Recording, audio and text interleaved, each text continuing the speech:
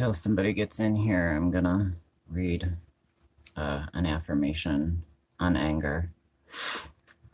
I will clear the air with honesty.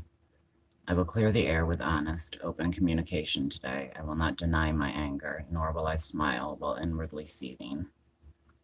I will be honest about my feelings. When I deny or repress my anger, I remain stuck within it, imprisoned. When I'm honest enough to express my anger, I discharge this emotion and begin to move beyond it. In the past, much of my energy has been spent trying to repress the anger I feel and make myself numb in the process.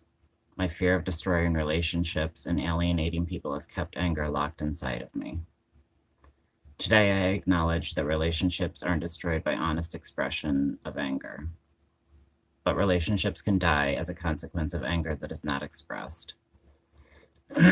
Anger unexpressed kills love, kills passion, and kills relationships. This day, I will clear the air with honesty. And anger for me was a massive part of my life before my sobriety. The last, today's 43 days for me. And in the last 43 days, I mean, I've come so far. Hey, Cindy. Hey, Jamie. I've come so far with my anger. My anger is something that I used to have zero control over. Hey, Manchester. And it was tough. It was always tough. I can't even tell you how many nights I went to bed like beating myself up over over the way that my, hey Chelsea, how are you? Over the way that my anger was destroying all of my relationships. And it was so disproportionate to like what was actually going on.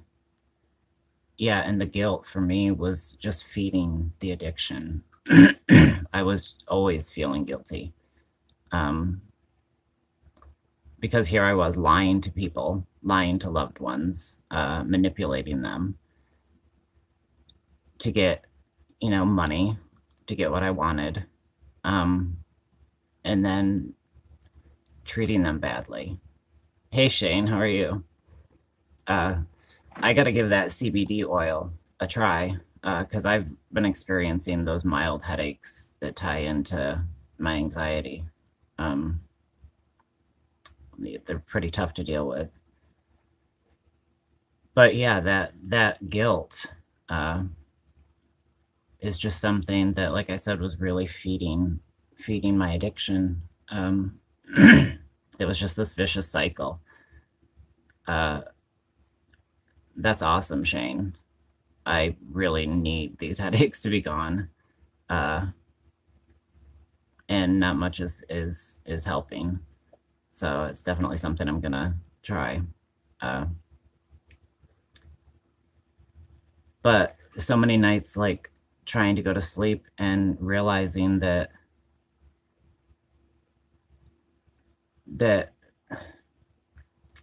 I just felt like all of my relationships, that I was the one destroying them, that I couldn't be kind in the way that I wanted to be kind.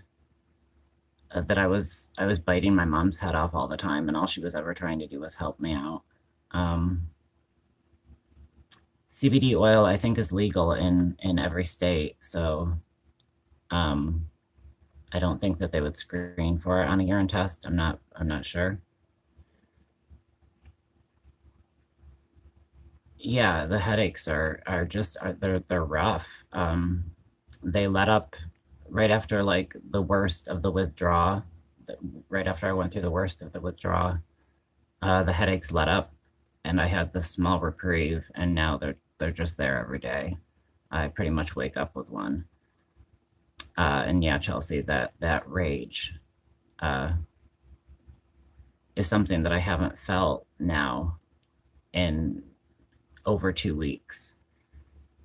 Now that I'm sober, I'm able to control my emotions so much better. And I think that that's part of the reason why this time the sobriety is kind of stuck so far, because realizing that I have more control over these emotions that I felt I had no control over, and I felt like I was just hurting people, and that I wasn't any good to anybody, that if all I was doing was taking from people and hurting them, like what good was I to them?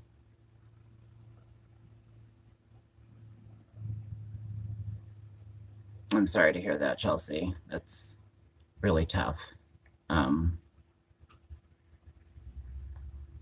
I was diagnosed bipolar by a doctor, but then they found out that I had hyperthyroid. So, but I do suffer with pretty severe bouts of depression.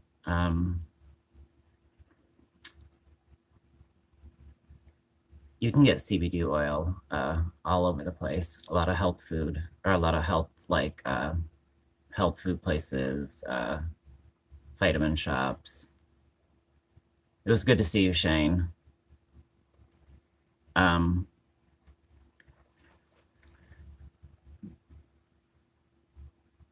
Yeah, and hyperthyroidism. Hey, Haunted by the Truth. Good morning. Hyperthyroidism can mirror panic attack. Symptoms of hyperthyroidism mirrors panic attacks, so it can be hard to get a correct diagnosis when your thyroid's off. But the physical and emotional pain that drugs really helped me cope with. It's something that, that's why I said in my last video that I'm not by any means recovered. That recovery is really a journey, and it's about a lot of maintenance. Because when I'm not focused on my recovery, that's when I really fear the cravings taking hold. And 42 days in, the benefits are really something that I'm being very mindful about. And because I'm able to control my emotions, I feel better about the way that I treat people. Because I feel better about the way that I treat people, I'm able to go to bed without that guilt. So there's so many benefits. And for me, focusing on those benefits has really helped the downside. And the downside,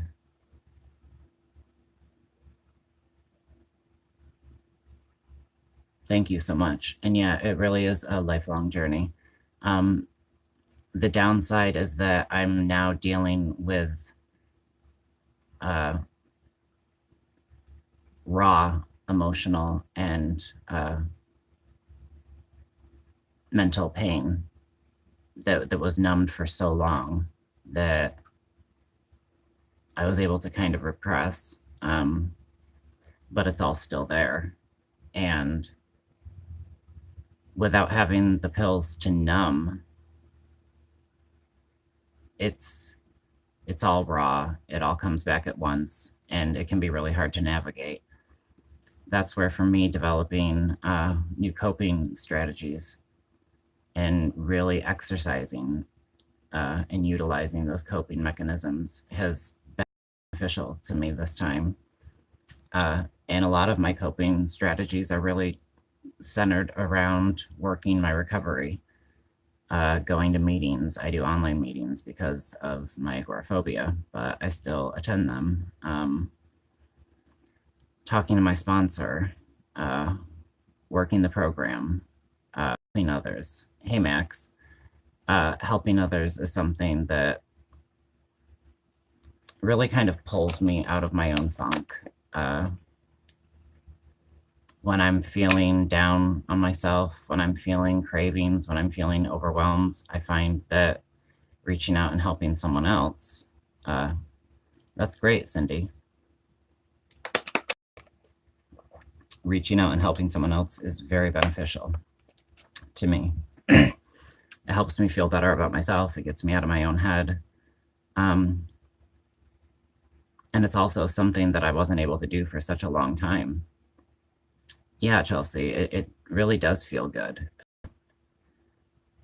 And like I said, because I wasn't able to help people for so long, and because I felt like all I ever did was took from people, and that people always tried to help me, it felt so one-sided. Life felt so one-sided for so long. And once I was able to first start helping myself, and then share that with others, it really just started making all the difference. I think that my recovery has looked a lot different this time also because I had to kill off a lot of ego. That ego that was just helping to feed my addiction, and I didn't even see it. The ego that kind of stopped me. Yeah, I think being a people pleaser, it can be a very double-edged sword sometimes, especially for us addicts who try to fix other people. There's a certain codependence there that can happen. But anyway, my recovery this time, I think, looks different because of me killing off some of that ego that was telling me that I didn't need help, that I could do it all on my own. Because, getting the help is one thing, but accepting the help that you're offered is different, and you need to be accepting of that help. Yeah. And it took me a long time to acknowledge that I really was an addict, It took me looking at how I was adding stress to other people's lives. I wasn't seeing the addiction in myself as much as I was kind of seeing it in other people, reflected back at me, people that I was using. And yeah, Cindy, staying committed is vital in recovery, and it's hard to stay committed. Why it's hard for me, throughout the last 42 days, moments that I'm feeling good are moments that it's easy for me to lose my footing because I forget to stay on top of things. Wow, that sounds really tough, Max. That sounds really tough. And I was very aware of that also during my physical detox, that it was nice that I have my own house. I didn't have to work. I was able to pretty much pamper myself and not have any responsibilities throughout my physical detox, which was helpful. It certainly would. Haunted by the truth. I think sometimes, it's just a matter of getting there. I know that it certainly was for me. Being humble is something that took me a while.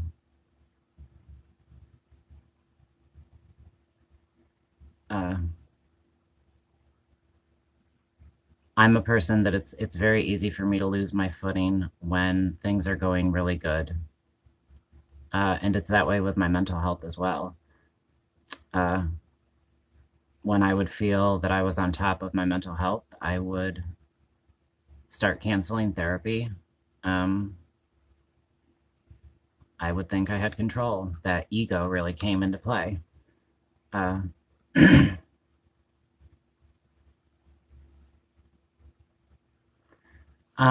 It all depends really on how hard you relapse and for how long.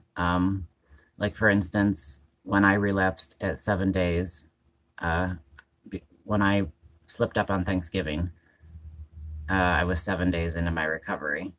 And I didn't really experience very much withdrawal. But what was really tough is getting through the physical, having this period where, after the physical passed, where I felt like I'd achieved something great, and I was having these moments of just extreme happiness, almost like mania. And then the mental kicked in, and it's still it's still something that I'm struggling with, and I'm sure that I'm going to keep struggling. I was really glad for that reprieve after the physical withdrawal symptoms abated, but I really wasn't prepared for how intense some of the mental battle was going to be. Because yeah, it was tough. It still is tough. It's still all a learning process. These new coping mechanisms still don't feel like second nature to me. You'll get there, Jamie. Yeah, I agree, Max. The GABA is something you really do have to be careful of. Hi, Renee. Yeah, Chelsea, I do. But I do want to say that you really do have to be careful with that, the GABA. The GABA is now something that I'm slowly tapering off from. I was taking 600 milligrams 3 times a day. I now take 600 milligrams 2 times a day, and I'm still continuing to taper down. It's tough. It's a tough thing to taper down off the GABA. I was on it for restless leg before recovery, and I will say that it's every time I taper from the GABA, even a little, the mental and emotional toll is tough. It's hard to sleep. It's hard to concentrate. The more I taper, the harder all of that is. So it's something I definitely want to get off from, because I can feel that it has a real dependence. My body has a real dependence on it. And I don't know if it's solely that it's hard to come down off the GABA, or whether the GABA was acting like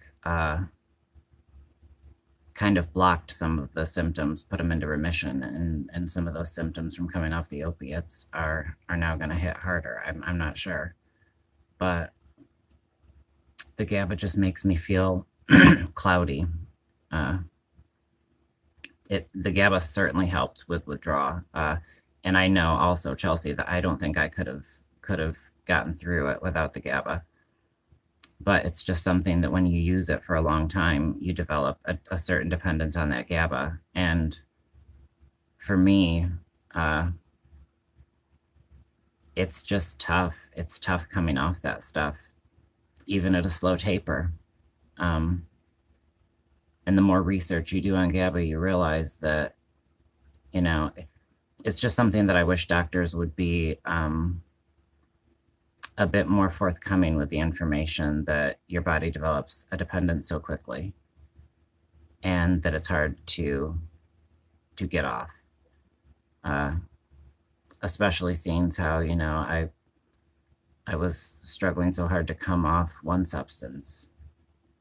And now coming off this GABA is just tough.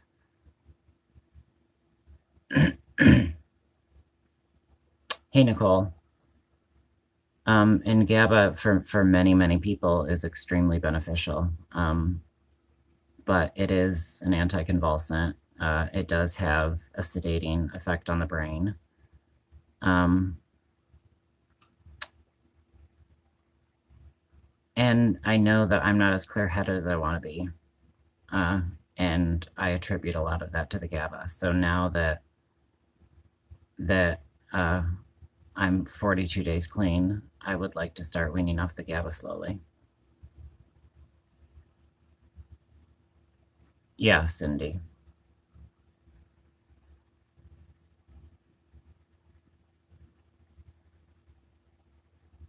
Yeah, it is terrifying to run out of medications that help us for anxiety. Yeah, one thing at a time. Nicole, definitely. I want to stop smoking. I want to stop drinking coffee, but kicking one habit at a time. I'll have to look into that, Haunted by the Truth. Phenibut, I have never tried Phenibut. I've read kind of mixed things on it. I've read some things that kind of talk about it making people feel a certain sort of way that makes me a bit leery in the same way that kratom makes me a bit leery. Because things that make me feel euphoria are things that I tend to abuse. So, I'm trying to give myself that beat, that pause when it comes to certain things. Because I did use kratom once while coming off opiates and remembered why I don't use it. I don't have any tips, Jamie, on how to stop smoking because I'm still trying to stop myself. Thanks, Nicole. But yeah, Max, remembering that it's, a process that just keeps going has been very important to me. In the past, I kind of viewed it like, well, one day I'll be cured of this, and it's not really like that. Bill's story, baby, yeah. Kratom is like an opiate, yeah. It's very helpful to a lot of people, but for addicts like me, I don't think it's very wise for me personally. Yeah, it helps a lot of people who have pain issues.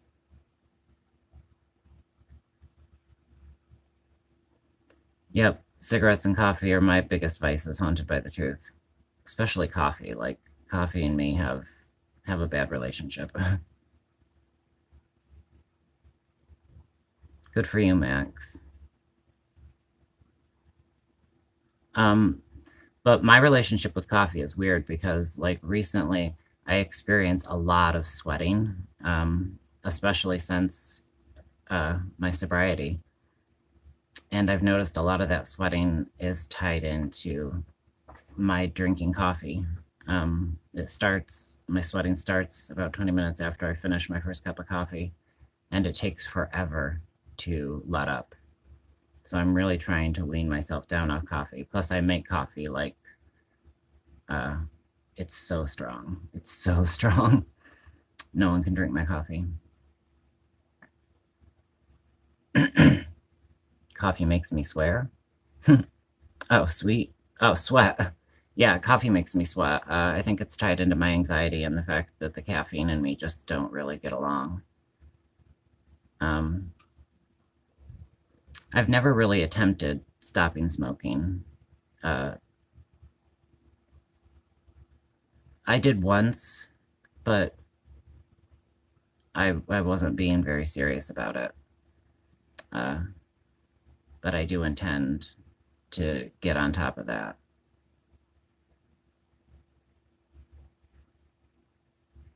It is, Cindy. It's so difficult.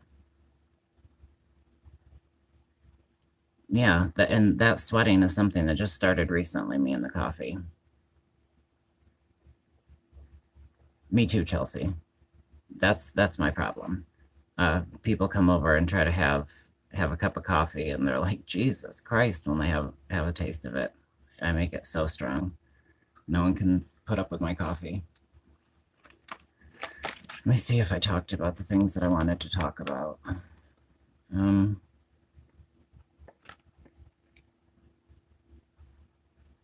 I definitely want to try that CBD oil, though. because I've been reading up a lot about that. And one of my other kind of vices is pot. I smoke pot. That's one thing that in the recovery community I've received some judgment over, but I've never really had an issue with pot. I use marijuana for my anxiety, and it's very helpful, and I enjoy it very much. um, but it's not anything I've ever had an issue with, so I don't really view it as such. It's certainly nothing like my addiction to pills. I've never needed it. I've never lied to other people to get it. I've never blown all my money on it. So it's just a helpful tool. Yeah, I mean, most of my subscribers are Macs. Where I received most of the pushback was when I was honest with somebody in an NA meeting. But they pushed back against the idea of me remaining on my psychiatric meds, so I didn't really take it to heart what they were saying. It was a bit disheartening because it was like my second NA meeting ever. But I mean, recovery looks different for everybody. And, everybody's anxiety is different as well. And everybody, we all just need to kind of do our own thing.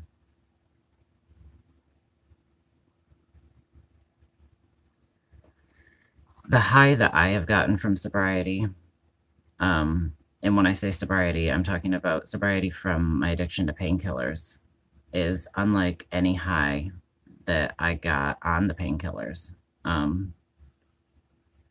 I smoke pot to help my anxiety. It doesn't really get me high anymore, really.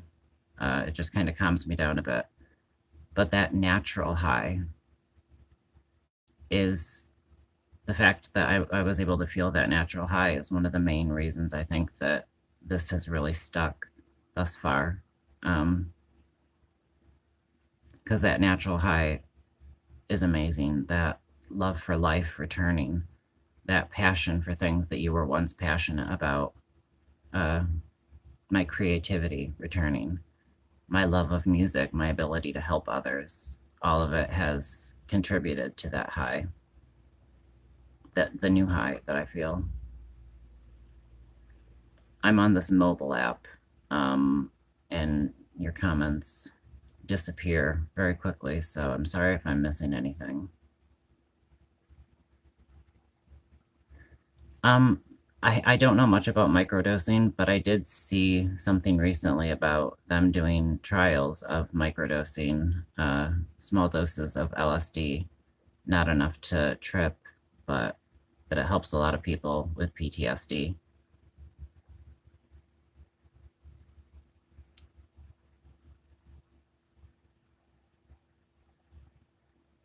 Yeah, Renee, I'm sorry to hear that too, that you were judged and made to feel that way, because it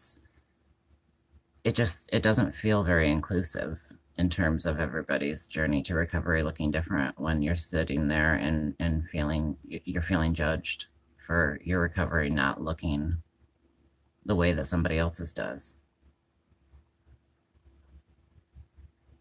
Hey, Michelle.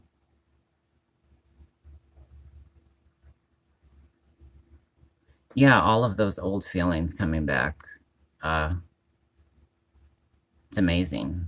I wasn't expecting to feel as good as I feel about things. I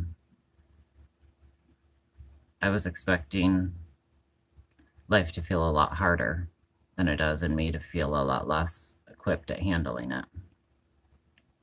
But the pleasant surprise was that my ability to handle things really increased, because like I've said, the pills, they numb some of your pain and some of your emotions.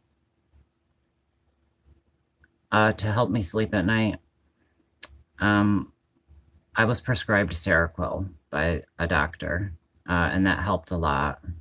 But the restlessness was the hardest to deal with at night. And how I dealt with that was before bed, I would eat banana, I would eat raw peeled potatoes because the potassium in them really helps with the restlessness. I didn't really use anything over the counter. I didn't use anything over the counter. I used multivitamins, changed the way that I ate.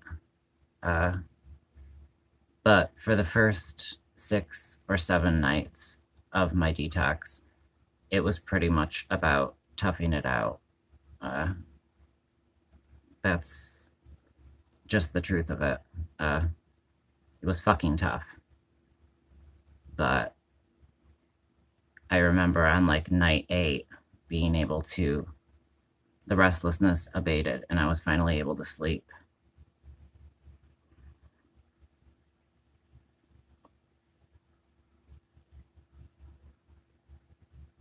That's great, Renee.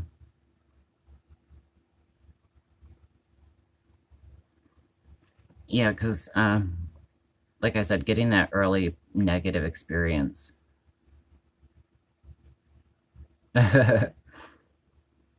getting that early negative experience with NA was disheartening.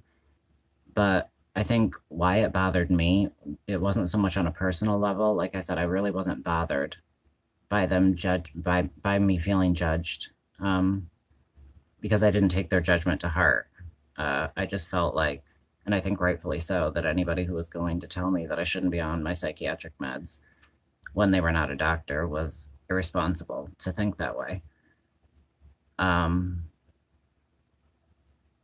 But what bothered me is the fact that I know that there are a lot of other people who can't handle that judgment. I also think it sucks. It sucks to make people feel that judgment, especially like when you're judging people because they're on maintenance medications. You know, these maintenance medications could very well be saving their lives. Before we can cure something, we have to worry about maintaining it. And when you're judging somebody for being on maintenance medication, it's just such a dangerous thing to do. And it's so disheartening to see an organization that tends to do that. And I'm not trying to cut NA down. I'm just speaking about my personal experience with them. And yeah, the post-acute withdrawal is the most difficult to deal with because that's where a lot of the mental battle really kind of kicks in. And you've got to be ready for that fight. Because you're kind of learning to live life again. You kind of feel like a baby in a lot of ways. Yeah, it is awful, Renee. But like I said, it didn't really affect me that badly. It bothered me knowing that, you know, some people are affected. And you just think about the idea of somebody, going to NA, being judged for being on maintenance, so then they stop their maintenance and then they go out and use and overdose. Like, it's just, it's frustrating and disheartening when you see it. I'm sorry that I'm missing comments. Like I said, this freaking mobile app.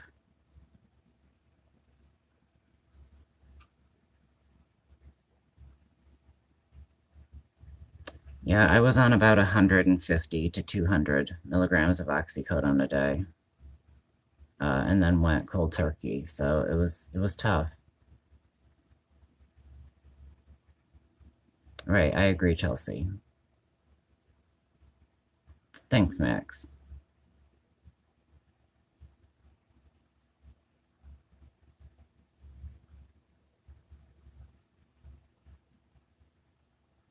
Yeah. It does hurt, Renee, feeling that judgment from a place where you're reaching out to get support. So I'm sorry that you felt that. Because reaching out and getting on maintenance is something to be super proud of. Exactly, Chelsea. So you reach out and get that support in any way you can. You know, that's what I feel now. If you don't feel that you're being supported in NA, then I now go to AA meetings where I don't feel that judgment. I now come online and talk to you guys, and go to your live streams. Real Talk Recovery with Nicole. She puts on a lot of live streams.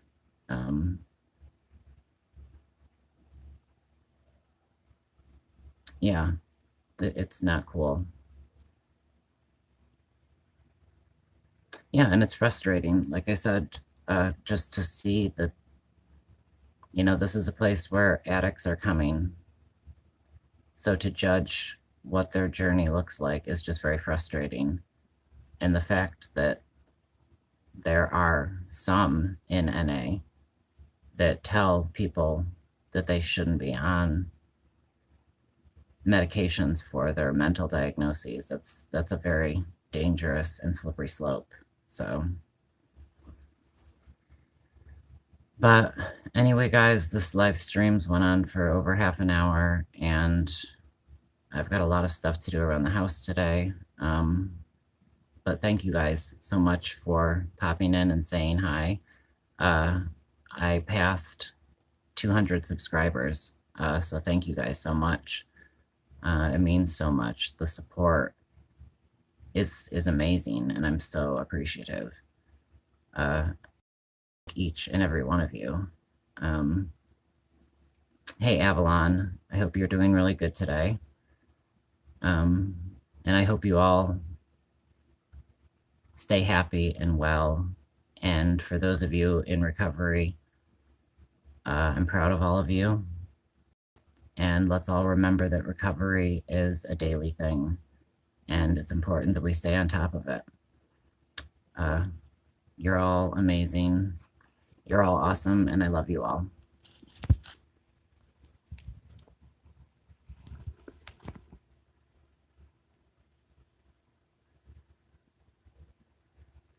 Well, and we'll figure out how to turn it off in a second.